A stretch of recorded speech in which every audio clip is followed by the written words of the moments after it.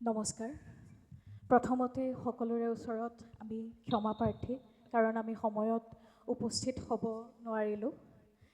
গতিকে যিহেতু প্ৰতিযোগিতা নহয়, গতিকে মই প্ৰতিযোগিতাৰ বাবে প্ৰস্তুত কৰি অনা সংলাপটিৰ সলনি মোৰ প্ৰিয় চৰিত্ৰ এটি সংলাপ আপোনালোকৰ সন্মুখত প্ৰক্ষেপণ কৰিবলৈ ওলাইছোঁ। অজানিতে হৈ যোৱা ভুল ত্ৰুটিৰ বাবে ক্ষমা প্ৰাৰ্থনা কৰিব। বাধা দিবৰ শক্তি নাই পঞ্চ পাণ্ডৱৰ।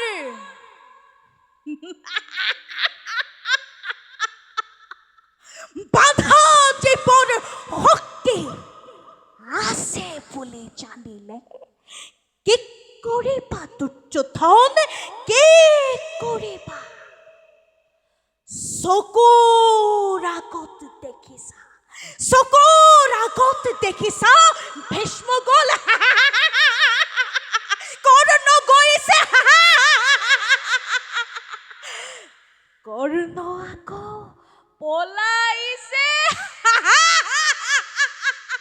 আকৌ কৈছা বাধা দিবৰ শক্তি নাই। অন্ধ, উন্মাদ, এতিয়াও বিশ্বাস আছে পাণ্ডৱক ধ্বংস কৰিম।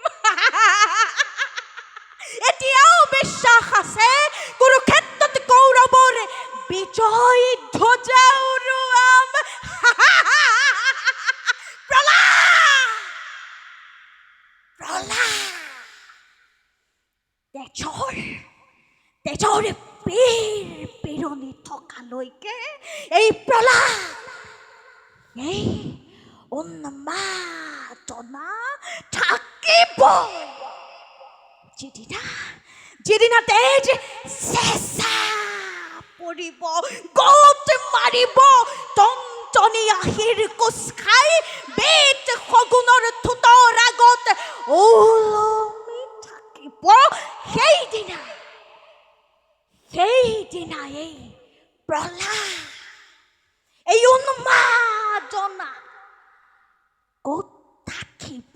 দুৰ্যোধন ক'ত থাকিব? ধন্যবাদ।